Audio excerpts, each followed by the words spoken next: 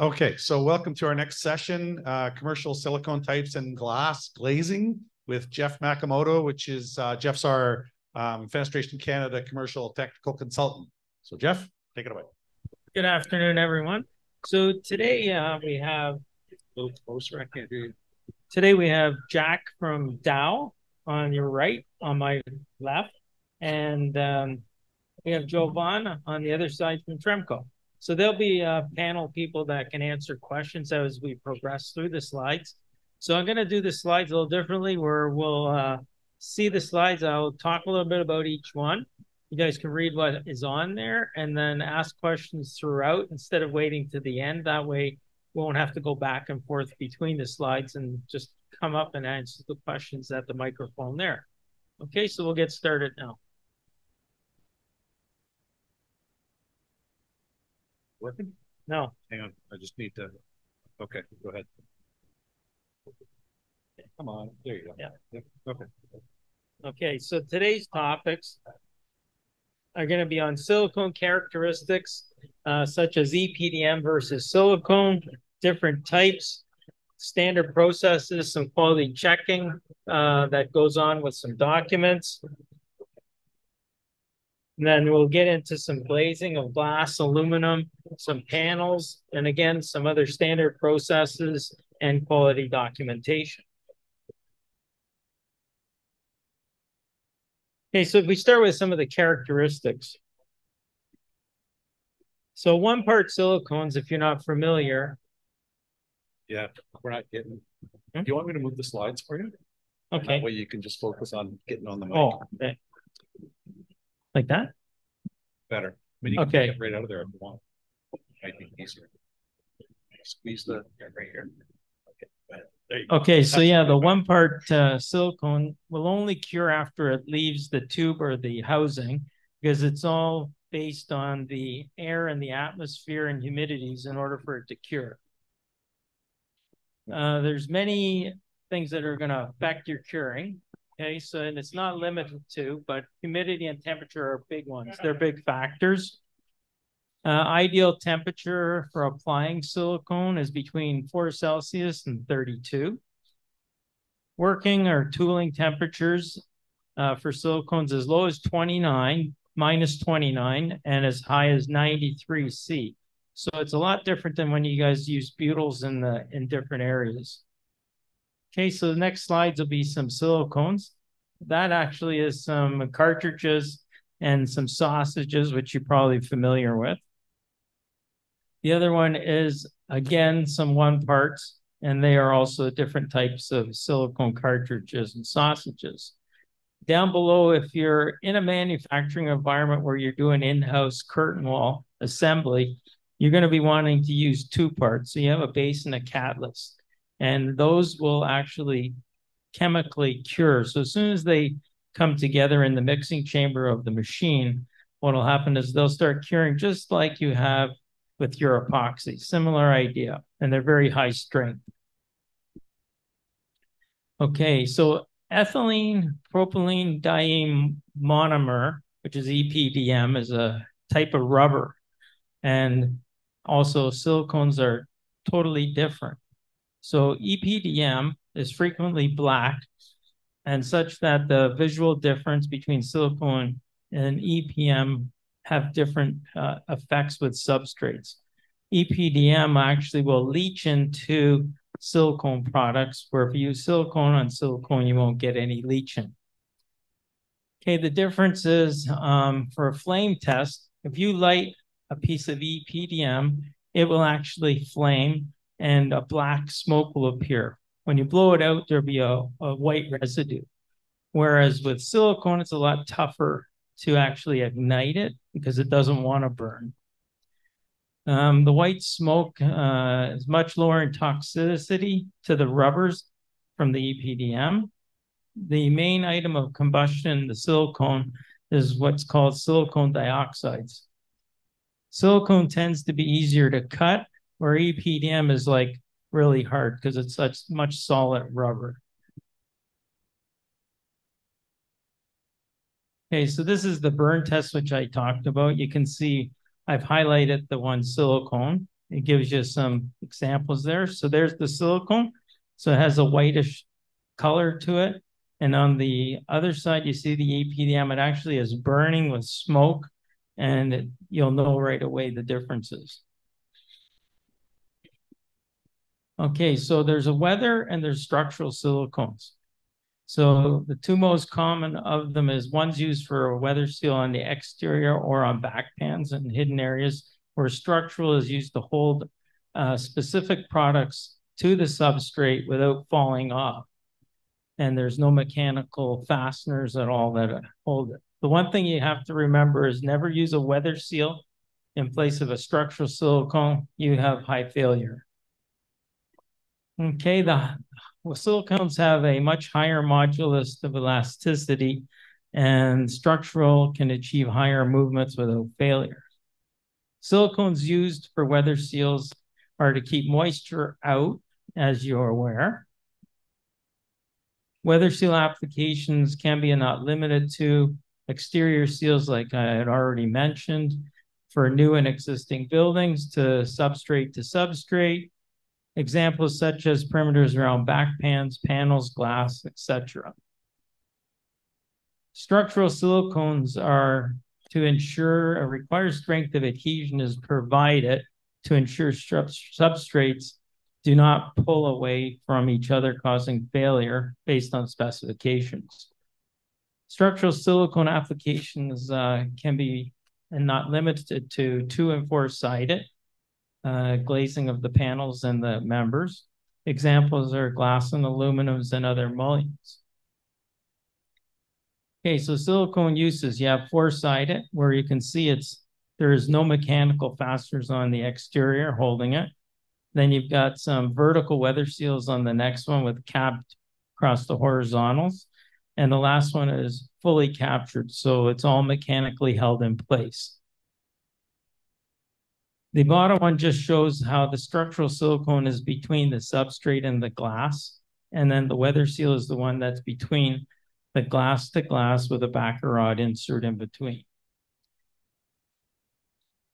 Standard processes. So we've got submission of products, especially if there's a warranty required. You'll have to get together some products and submit it to the silicone manufacturer that you're using.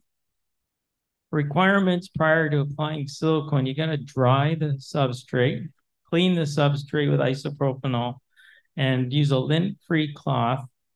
Prime the substrate as required using the lint to wipe method. So you wipe it off right away. Applying the silicone is a trade and requires workers with experience to do the work, or may result in poor quality or rework. Tooling's mandatory, as you must know, because if you don't tool, you end up with a void and the water can get it sucked in through the joint due to negative pressure.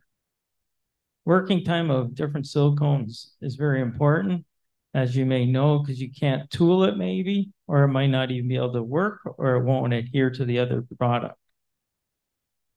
With the 2-part structural silicone that's chemically cured, you need to make sure that the snap doesn't occur. So what is it? It's a test that you do to ensure that you have the required time, because depending on temperature and humidity, it could actually snap a lot quicker.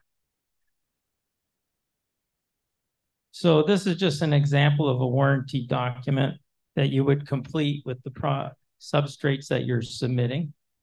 And that's just a little temperature and humidity gauge. And that one is an example of a lint-free cloth, and you're putting the primer on and you're wiping and then wiping it off again. In the bottom, those again as a 2-part mix, an A and a B. And you can also get it in cartridges and use it in a special caulking gun. And the other one is just somebody tooling the silicone. So some of the quality checks. First and most important is the staff need to be trained as inspectors and competent, experienced on the things that need to get done. Their roles include, and not limited to, following: checking visual and perform physical tests. So here's a couple examples. You got a color comparison to the approved sample. Working time is monitored based on snap or flash of silicone. Adhesion to substrate. Compatibility of silicone to adjacent products. Deglazing of products from other substrates to ensure you have structural silicone that has good adhesion to both surfaces, because you do want it to peel away or pull off. If curing is already flashed, then the effect of the adhesion and ability to tool the weather seal is affected. Next pictures will show some processes. So that's a butterfly test. So what you do with the two-part, you pump it onto a piece of paper and you fold it in half. And if you see any discoloration of a white in there, or streaming of white, it means you've got a problem with your mixing of the actual compounds and you need to redo it or fix whatever is going on. That's a snap test. So you put it in a cup, you stir it a little, stick a stick in it, and you pull it out every 2 or 3 minutes until it becomes elasticity, and you'll see it snap off. It'll actually break. They'll give you your working time. Compatibility is if you have porous materials and you're using a butyl as an example opposed to a silicone, it can actually breach and go right into the membrane beside it.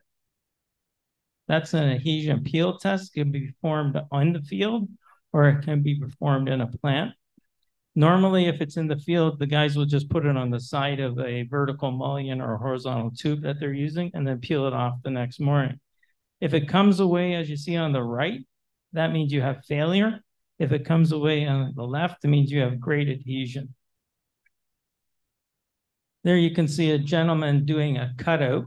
So they're deglazing a piece of glass or a panel, and then you do the check that you just explained on the left for adhesion. And that's when you know whether you need to quarantine all the stuff that was done the day before or whether you can let it slide. This is an example of a structural silicone deglazing log sheet that I created. So you can do it within different parameters of how many you want to do. So if you're doing maybe 500 unitized curtain wall, you might want to do the first couple right away. Then you might want to do the next 25th one and so on, just so you can capture an area where a problem does occur. You can go back to actually repair before you send it out. That's just a simple butterfly test sheet. You can actually do the test right on the sheet if you want it. So glazing process, you need experienced leaders with strong leadership and are competent, whether it's plant or the site. The leaders in both cases are ones who ensure all the work and process are done properly. Anything that's done can be stopped at any point in time prior to moving to the next stage so that you can capture the problem earlier before it gets too far down the road.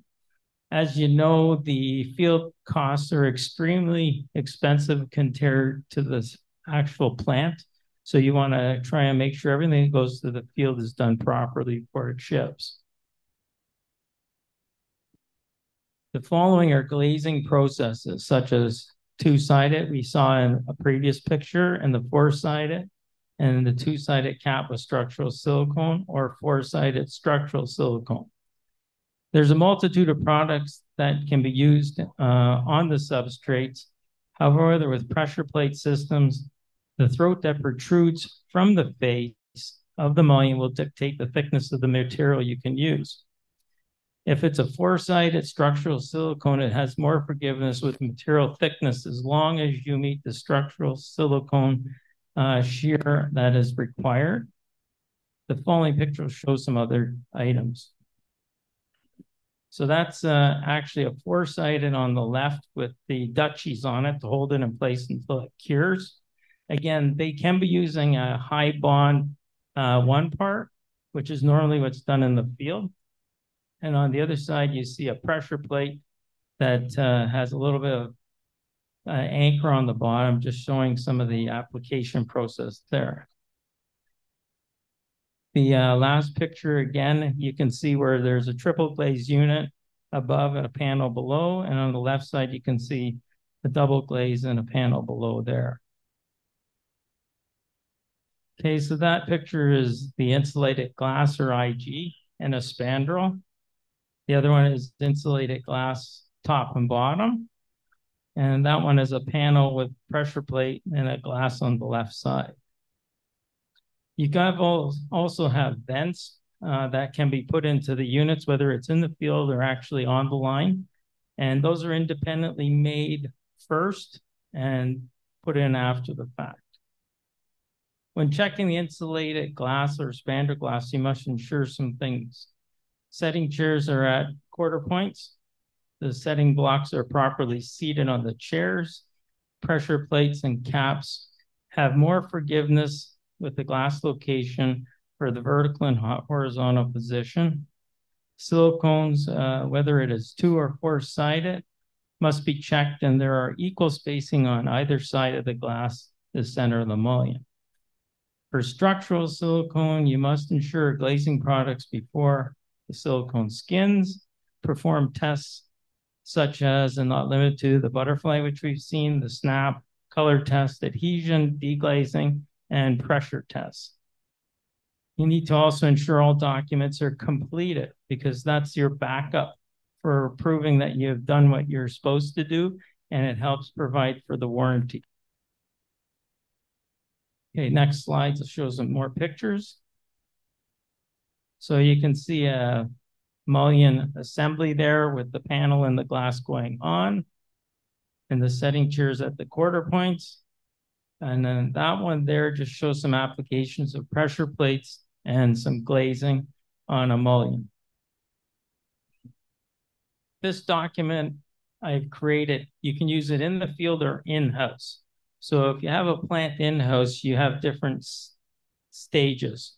So within the stages, you actually can check the different items that are occurring as you're building the unitized curtain wall. And that's your validation for proof down the road. Another one is the structural glazing logbook. You have a date, your pump number, your sealant numbers, your batch numbers, and you do a humidity test with temperature. If you manage all of those, that also provides backup for your warranty down the road. So I open up the panel to questions, and if you have any for either Jovan or Jack that might come up, or maybe I can answer them, please step up to the microphone and we'll see what we can do. Everybody knows how to deal with silicones. That's good. Nothing? You guys want to say anything? Any thoughts? I think Covered most of it? Yeah, that was excellent general oversight of Good. excellent. Yeah. You guys both have booths here, right? We do. Yeah. Okay. Well, if you're too shy for questions about silicones and sealants here, visit their booths on the show floor today and see what they got for display. And yeah, or just attend our meetings once a month. There's all kinds of areas where we can tackle things and come up with more tasks that I can work on. There's lots of stuff out there. And like I said, this is very high level. We get into a lot of details on this stuff. okay, good. We're a bit short, so that's give you a few minutes to walk the floor and have a look around. 105, we're going to have the folks from Canadian Federation of Independent Business. If you're a FinCan member, you're automatically a member of CFIB, and there's a lot of benefits with their membership. So they're going to be telling us about some of those benefits, and they're going to be providing an economic outlook for us as well. So that's at 105 back here. Thanks, guys.